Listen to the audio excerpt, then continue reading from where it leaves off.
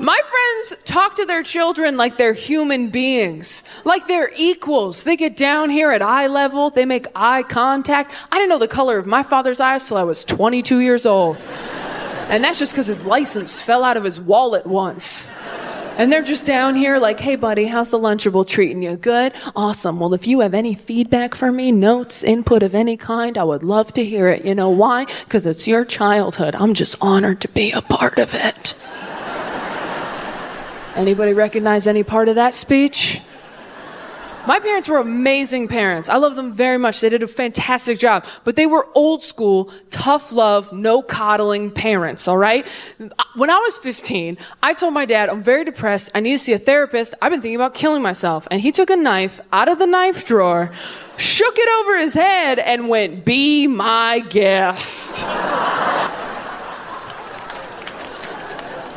And I was like, wow, I don't want you to fix it. I just want you to listen. The best part of that story is I brought it up to him recently, and he just goes, oh yeah, I remember that.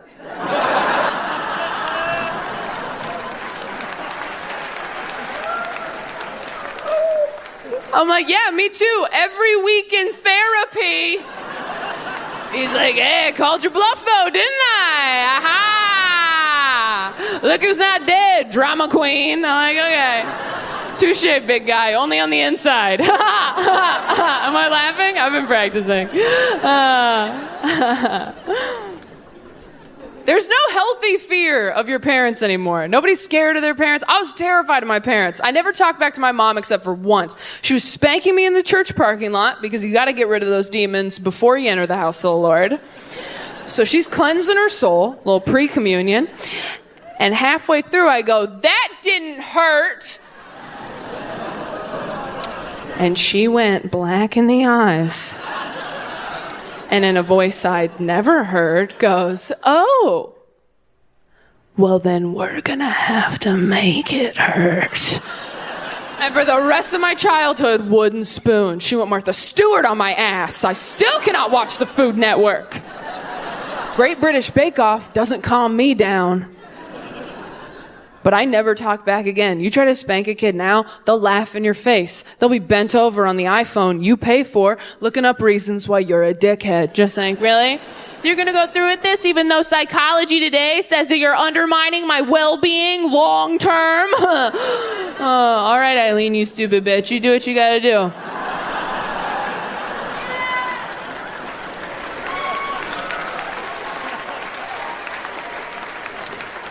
I'll be down here playing Angry Birds and Googling how you live with yourself. By the time I have kids, they're gonna be monsters. Just like, how dare you address me directly? Avert your eyes.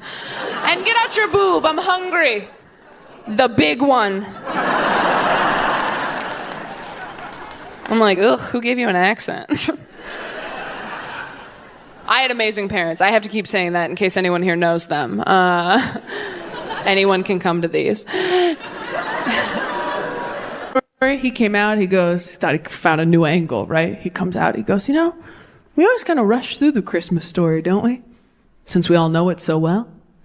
But if you ever really stop to think about what this must have been like for Mary, and all the women were like, oh, and all the men were like, no! Which one's Mary again? Oh, are you talking about the vessel? You talking about the hole we put the Lord in? You talking about the Jesus jar? You talking about the Christ cubby? You talking about the Savior sack? You talking about the prophet pocket? We could keep going, but we have to move on. But that's a fun game to play to come down from the cousin fight, if you want. That Mary POV sermon went over so well for him that he came out the next year all excited. Like last year we talked about what it must have been like for Mary to find out she was pregnant with Jesus. But have you ever stopped to think about what this must have been like for Joseph? And all the men were like, finally! Representation! I also think whores are lying to me! Joseph was Mary's betrothed at the time. Again, I don't assume everybody knows all the Bible stories. You grew up in church, you're like, everybody's learning these. Nope, some kids were having childhoods on their bikes. Yeah. Is there anyone in here who never went to church, has never believed in God, never been religious at all? Wow, all in the back. That checks out. Well, you sound very at peace. You sound so relaxed, but how do you know right from wrong? How do you not kill people? Some Christians talk like that. My dad growing up was like, if I weren't a Christian, I'd be in jail. And I'm like, whoa, I'm 6. Let's do Goodnight Moon tomorrow instead of Dad's Dark Thoughts. Some Christians walk around like, yeah, if Sky Dad didn't have me on house arrest, there'd be some mud on my boots. And you're like, cool, let's only hang out in groups. But if you didn't grow up in church, you might not know a lot of Bible stories. You might not know any Bible stories. I won't put you on the spot, don't worry. I used to learn my lesson. One time I asked someone and they panicked and went, VeggieTales! I like that you can inconvenience your family after you're gone. That's fun for me. Because who's going to say no to taking your ashes home, first off? Like, oh, I couldn't possibly. There's no room at my house. We're full up on haunted cups. Like, nice try. Take me home. I'm so small, right? And then if you want your family to spread you somewhere, depending on how you feel about your family, that's where you send them, right? So if you love your family, you're like, I'd like you to spread me in Hawaii over 7 days of PTO. That's what I'd like. Love you guys. Miss you. And then if you don't like your family, you can be like, have you been to Toledo?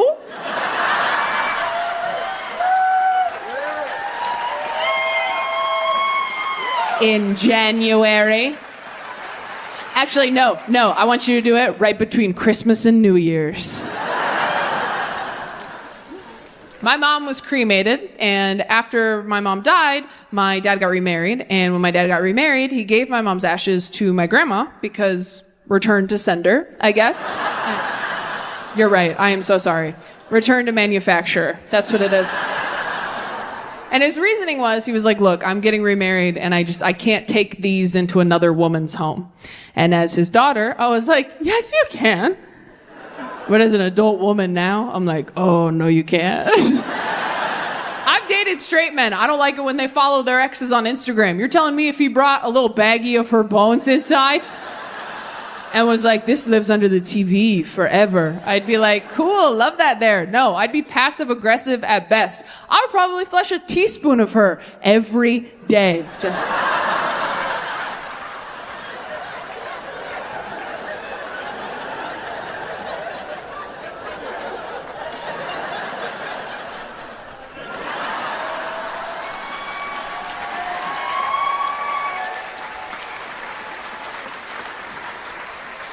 Until one day he picked it up and was like, the urn feels lighter. I'm like, maybe she lost weight. Not you body shaming the urn, babe. You know what's funny about that joke? I don't even really feel that way anymore. I think a younger version of me felt that way. When you're single in your 30s, you don't care about so much. You kind of just want someone who's not going to bug you. That's really, in my 20s, I was so insecure, so toxic. I was like, I need to be someone's first and only true love, their one and only wife. I need to be with someone who does not watch pornography. And now I'm like, you can jerk off to your dead wife if you want. I don't care. You want to put her bones under the TV? Is the TV playing my show? Then that's great. You put as many bitches up there as you want. We'll watch Love is Blind as a family.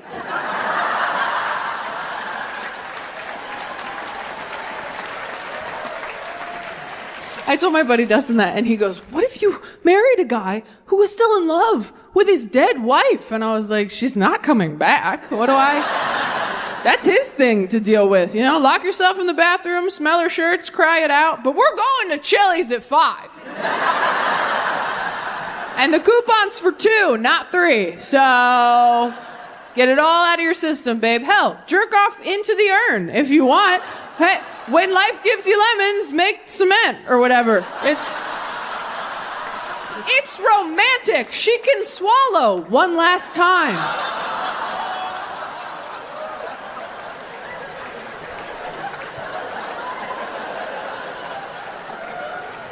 Shame on you for laughing at that. I do think my fear of growing up religious, a lot of people grow up sheltered, you know? Round of applause, how many people did not get a sex talk in here? Didn't get one. Round of applause. Oh, yeah, see? All right, now round of applause. Who did get a sex talk growing up? Who did get one?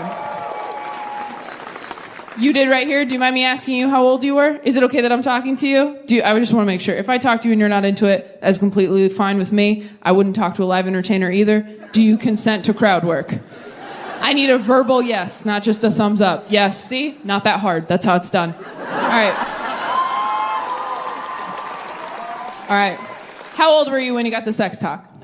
9. Okay. That seems a little early, but also kind of okay. I don't know how tall you were at 9. Right?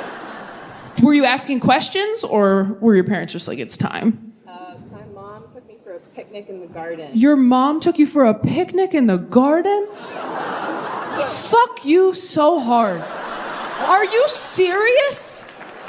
Your mom took you to a picnic in the garden to tell you the horrors of sex. I'm sorry, I'm having an emotional reaction to that. That's the most beautiful thing I've ever heard. This secret garden sex talk. Holy shit, okay, wow. What's that like, Lorelai Gilmore? Fuck me. So you weren't asking questions or anything. Your mom was just like, it's time. Oh, you were asking questions. See, a lot of people ask questions, and I didn't realize all these kids were so smart. I didn't know we were supposed to be smarter. I never asked any questions when I was a kid, which is so stupid now that I think about it. Because when I was a kid, before I got my period, I had 3 holes, right? I still do. I don't know why I said it like that. I still do, for the record, just for anybody watching. I still always have had, always will have. I mean, I think when you get your tubes tied, do they seal it? Oh, I'm going to Google it. Forget this. This was a tangent. I'll deal with this on my own. But before I got my period, I had 3 holes, and one of the holes wasn't doing anything, right? And I never thought to ask anyone around me, hey, what's this unemployed hole doing between my other 2 holes that are working pretty hard? I just walked around all day like, I don't know, that's my big one. God knows what he's doing. That's where my faith goes. After I saw Music Man, I started calling it my glove compartment, but that is another story. This was my sex talk. So when I was 10, I read what sex was in a book, not planning on it, just kind of like, oh my God, tried to forget. Just assaulted by Judy Blume, quite frankly. And then 2 years later, my dad was driving me home from school, and out of nowhere, he goes, do you know what sex is? And I was like, yeah, Dad, I read in a book. Let's never speak again, right? And he's like, all right, I need you to tell me what it is so I know that you know. My dad made me give him the sex talk. I was like, do you know what it is? He's like, why don't you just tell me what you know, and then I'll tell you what I know. And we'll get to the bottom of this together. I used to ask my parents for relationship advice every time I went through a bad breakup. Don't do that unless you want to learn too much about your parents. I had a terrible breakup in my early 20s, and I remember I was back home. My stepmom was trying to comfort me. She goes, Taylor, there's a guy in my... I do like having sex with men sometimes. I will say, does anyone like sucking dick for real? Does anyone really? Yeah, oh wow, good for you. Just a quiet hand raise. That's beautiful. That's so nice. Wow, heroes among us. Good for you. I like sucking dick the way I like going for a run. I'm proud of myself after. But during, I'm always like, why'd I do this? I didn't have to do this. There's other ways to get where I'm going.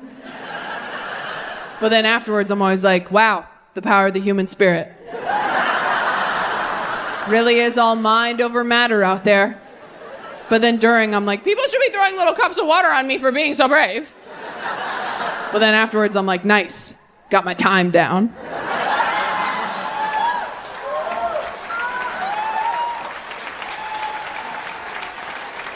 We're trying to get faster, not better. I remember I was so scared to start going down on women. And then I went down on a girl for the first time, and I was like, oh my God, that was so much better. I was so mad at my whole life. I was like, you're telling me this whole time I could have been licking ice creams, and instead I've been swallowing swords? Could have been living like a child on the boardwalk. Instead, I've been living like a carny with something to prove. Not that I'm like killing it at queer dating. I job, so I got HR training. I've never had that before. There's no HR in stand-up comedy. It's the opposite, in fact. They're like, are you harassing people? Great job, start a podcast. It was fun, that HR training. I learned a lot. Did you know we're allowed to fuck people at work? Did you know that? Well, people from work, you gotta take them somewhere else. But I thought everyone at work was off limits romantically. Now, according to Jill from HR, she's like, no, you can date. You just have to tell us if you are. And I go, oh, because then you'll tell our like higher up bosses. And then she goes, no, you just have to tell us. And I was like, who are these sick little freaks in HR who are like, no, you can fuck each other. You just have to tell us everything. Was it good? Do you have photos for the PowerPoint? That PowerPoint was fun. The one where they go through all the different scenarios, ask you, is this appropriate or inappropriate? Spoiler alert, they're all inappropriate. I didn't know that. I thought they were supposed to inspire conversation and debate. No, they're all a pretty clear thumbs down if you know what you're doing. I had my own private HR training, probably because they knew I was the weakest link on set. So they did it during my hair and makeup. So it was me, Deb, and Havana who did my hair and makeup for the show. Jill is going through all the different scenarios, right? She goes, all right, scenario number 1. Kyle tells Sharon on her birthday, doesn't matter how old you get, I would still be down. And he winks at her. Is that appropriate? And we were like, do you have a picture of Kyle?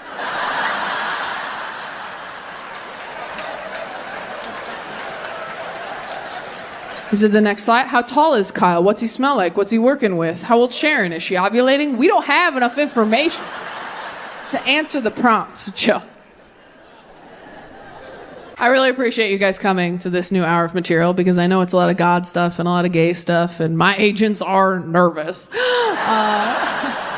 I think my whole team was a little nervous when I said I was going to do a tour called Save Me and talk about religion. I got a call from my publicist one day like, hey, I heard you're going to call the special prodigal daughter and you want to call it for Save Me. I think that's great. Just making sure you're not taking any promo photos like hanging upside down from a cross, right? Anyway, so we got rid of those photos. But no, I did not do that. I did not do that. That was never the intention. I understand why they thought it was going to be an hour just bashing Christianity. Because if you watch all of my other specials, I usually take a few minutes to take a few shots at Christianity. And that's because I was working through a lot of stuff from my childhood. And also, I was really jealous that Christianity had worked for other people and not me. As a mentally ill person, it is devastating when someone just goes, yeah, I used to be sad too, and then I accepted Jesus into my heart, and now I'm all better. And you're like, oh, is that all you did? That's all you did? Oh, just said a little poem in the dark, and now you're worthy of love? That's great. I love that for you. It's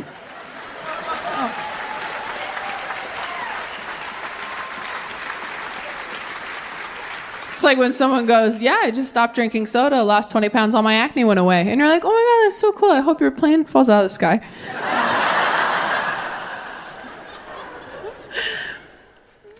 The problem that I have with religion is it can be interpreted so many different ways, right? Like you can say to a room full of people, Jesus loves you no matter what. And a lot of those people will hear, Jesus loves me.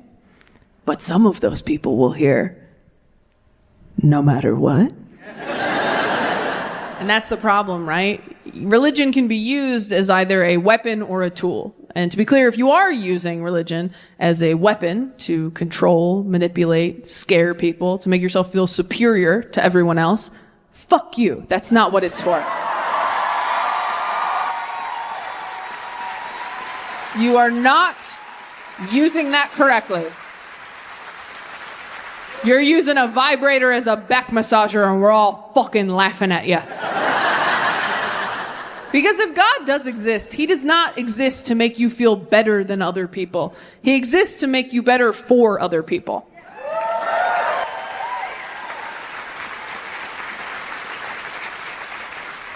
And life is so fucking hard. Whatever makes you a better person for other people, that's what you should be doing. We do this weird thing where we like forget that everybody's struggling. Everybody's just trying to get through it. And we judge each other's coping mechanisms. Like, oh, you're a quitter if you get on antidepressants. You're stupid if you believe in God. Bitch, I'm on mood stabilizers. You're on Jesus. We're all trying to get to dead with daddy. We're all trying to get there. It's fine. And there are a lot of people who are using religion correctly. People like my aunt and uncle, my grandparents, the people at this church. There are a lot of people who are using religion as a tool for community and connection and compassion and comfort. And when I was writing this hour, I was thinking about those people. And I was thinking about my family. I don't think the dating app thing is for me, by the way. I don't think I can do it. Is anyone in here on dating apps? Okay. Has anyone in here never been on a dating app? Oh, I don't care for that. Wish I hadn't asked. The smugness of those woos. I hated every second of that. If you've never been on a dating app, let me tell you what it's like. Every dating app profile, you get 6 photos of what look like 6 different human beings. And then you have to go and sit at a coffee shop and wait for them. Like, come on, picture number 3. Come on, picture number 3. And then he gets there and you're like, God damn it, it's 4. But you can't just leave. You got to sit there for 45 minutes, nodding and smiling, knowing you're going to ghost him later. You feel creepy. You feel like Haley Joel Osment in The Sixth Sense. Just like, oh, he doesn't know he's dead yet. Dating is so awkward, especially dating apps. A dating app date is not a blind date, but it is a nearsighted one, you know? The first date's easy. You get dinner, drinks, that's basic. But then they're like, this was fun. We should hang out again. What should we do? And you're like, well, shit, I'm not a person with hobbies or interests. I'm basically just a stack of frightened possums in a trench coat right now, doing an impression of someone I saw on the street 8 years ago. So then you gotta go home and get online like a loser, like date ideas 2023. We could bowl. You ever drive past a bowling alley? Like, at least stay open. Second dates, that's how. We could bowl or mini golf. Is laser tag a real thing? You're just doing shit church youth groups do? When they're trying not to touch each other? Just lace up those bowling shoes, my man. You're either gonna commit to me or Christ tonight. Can't finger these holes, you can finger those. Pick your ball. Pick your ball. I'm an introvert, and I think that's why dating's harder for me. Extroverts are better at dating because you like getting to know people. You're like into it for some reason. That's why I think you're better at casual sex. When you think about it, a one-night stand is really just meeting someone as hard as you possibly can. I've never been able to have casual sex as an introvert. I can't even relate to my male comic friends in green rooms when they're talking shop about road sex. They're like, yeah, I had sex with this girl and then kind of just lost interest after I came. I'm like, totally. That's how I feel after I poop in a Barnes & Noble. Right? Because it's like, I got what I came for. We can go.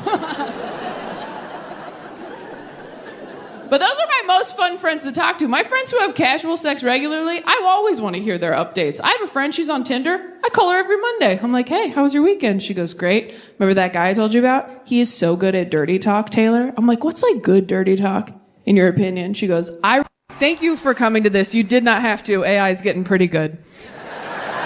It's getting way too good. I don't trust it. My iPhone started capitalizing the G in God again without asking me. Did that happen to anyone else? Yeah, I don't know which update it was, but all of a sudden my iPhone's like, did you mean King of Kings?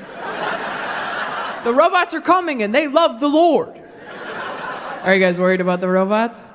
You concerned? Yeah. Have you looked at the people in your life, your friends, your family, and then back at yourself and gone, uh-oh. I'd like to have kids too, which is a shame because I'm so talented. And you understand. I don't know what happened. A few years ago, I was like, yeah, I'll get to kids. And now it's like every day I wake up and my brain goes, you have goals. And my body's like, I'm empty, like all the time. I saw a baby in a fedora last week and I was like, I need to make something and put a hat on it right now. It came from somewhere inside me I didn't know existed. I felt like a young boy who'd just seen porn for the first time. Just like, what's happening to my body? I have to go home forever. I do still get annoyed with other people's kids, which I think will keep me empty a little bit longer. Like, my biggest pet peeve are those babies that wave at you from strollers. Have you seen these babies? They're strangers to you, but they wave like you owe them money or something. And it's like, hi, don't engage. It's a trap. The same thing happens every time. Hi. Hi. Hi. Hi, sweetie. How are you? You know why they laugh? Because they just wasted your time. They know one word. It's not a conversation. That's a dead end. That would be like me walking up to a French person like, bonjour. They get excited, start talking to me in French, and I just go, ha ha. Then a bigger person wheels me away in a carriage. Au revoir, asshole. You thought you made a friend, baguette.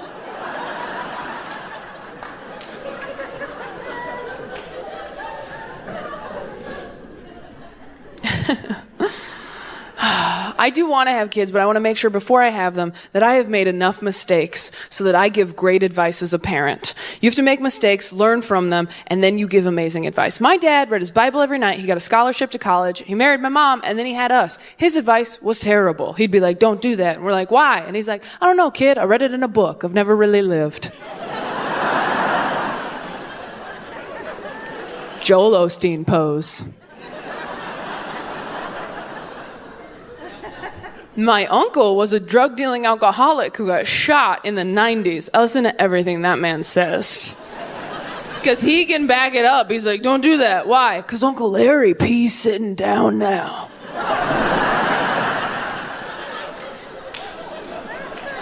Go play.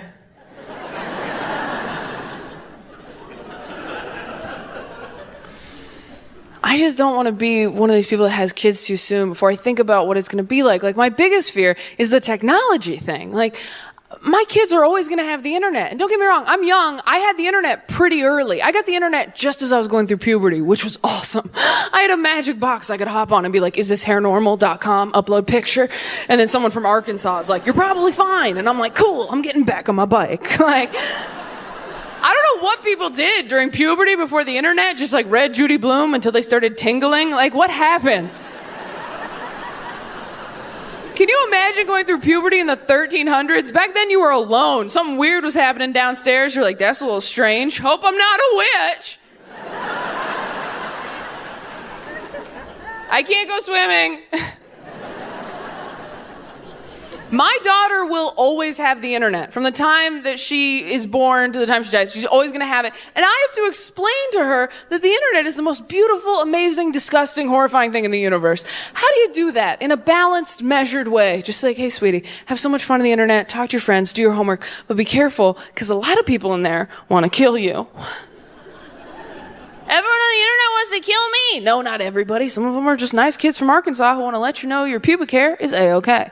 But yeah, some of them want to wear you like a skin jacket. So just please look out for mommy, okay? But you met daddy on the internet. That's different. I met your daddy on a dating app. He sent me a very thoughtful emoji. And just really saw me for me. But how did you know daddy wasn't a bad internet person who wanted to kill you? Look, you little bitch, I didn't, okay? I didn't, but mommy was going through a dry spell. Your daddy had nice shoulders, so I took a fucking chance. Tale as old as time.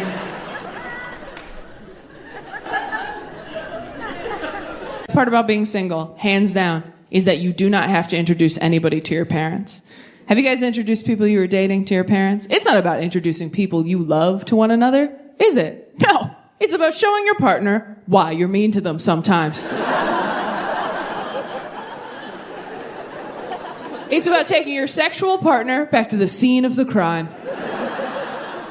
To say, see, the stories are true. Because you don't want your partner to like your parents. You want them to walk out of that night going, oh my God. Your parents are just, I know. I mean, seriously, babe, how did you ever? I don't know.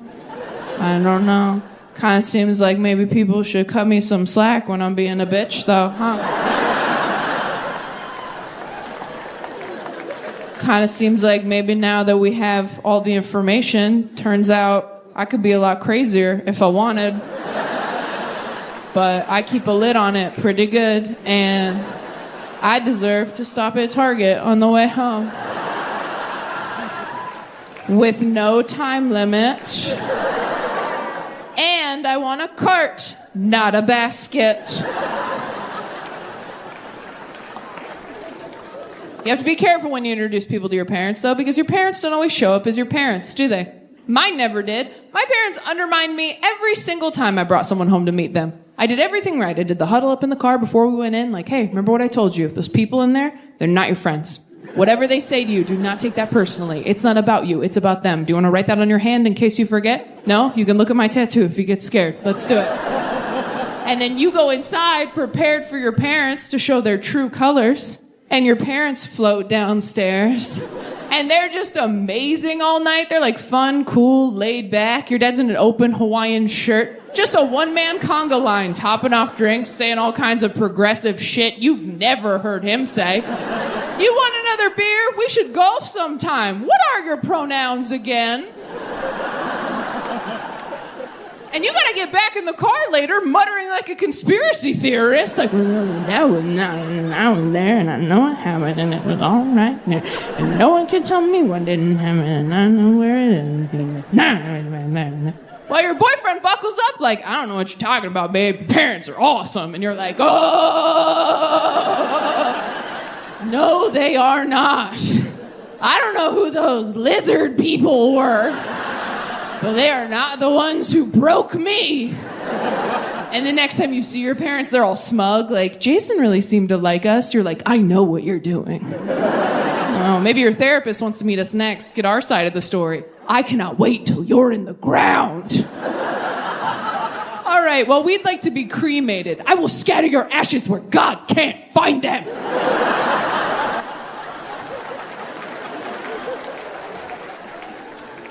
I will see you both at Easter.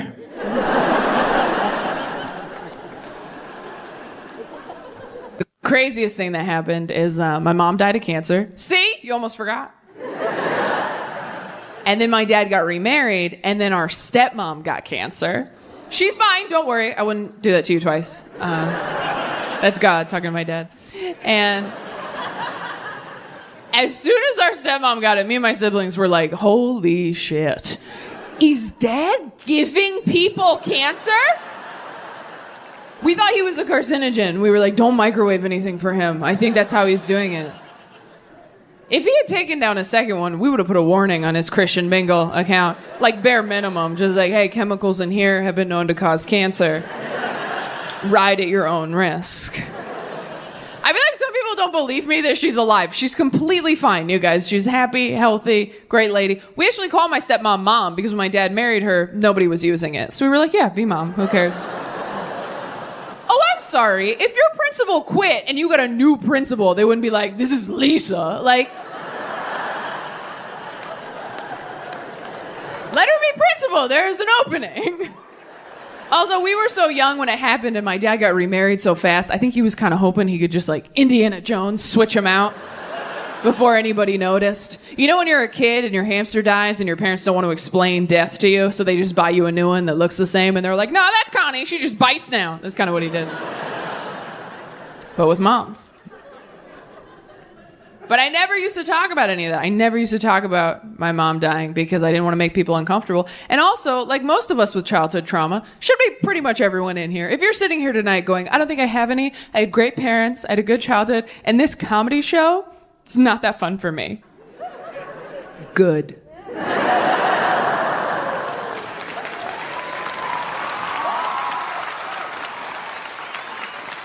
I hope this is the worst night of your whole life.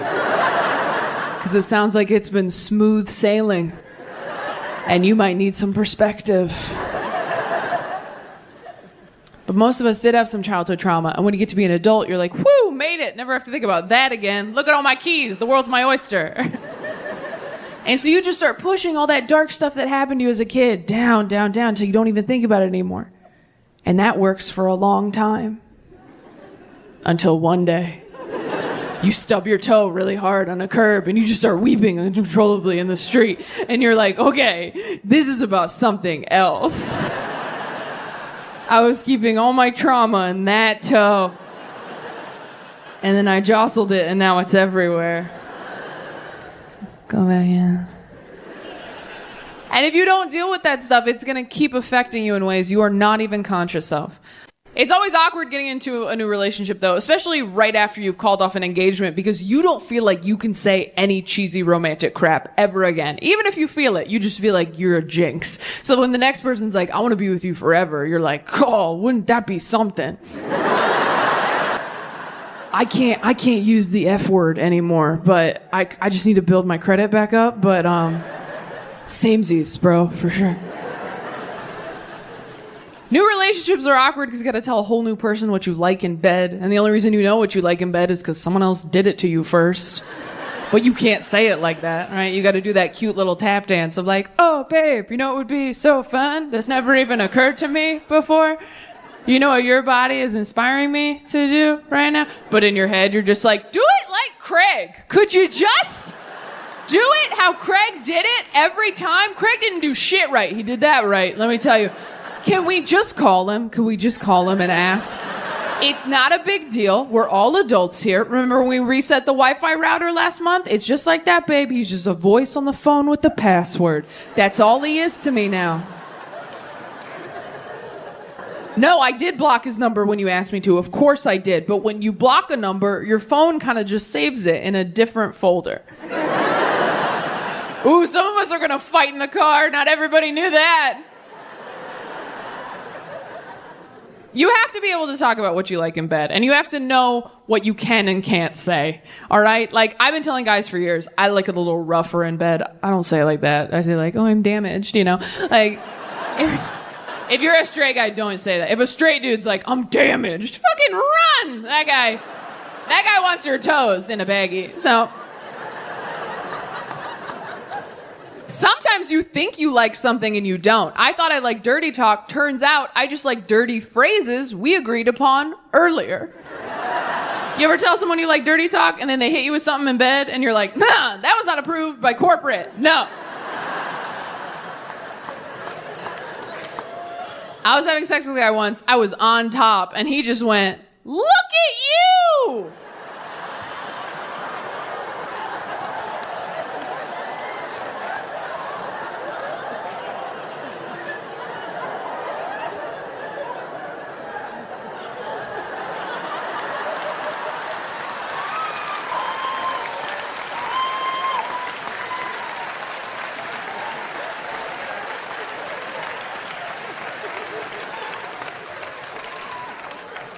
Like I was taking my first steps. I'm like, you better get the camcorder, daddy, because I am never getting up here again.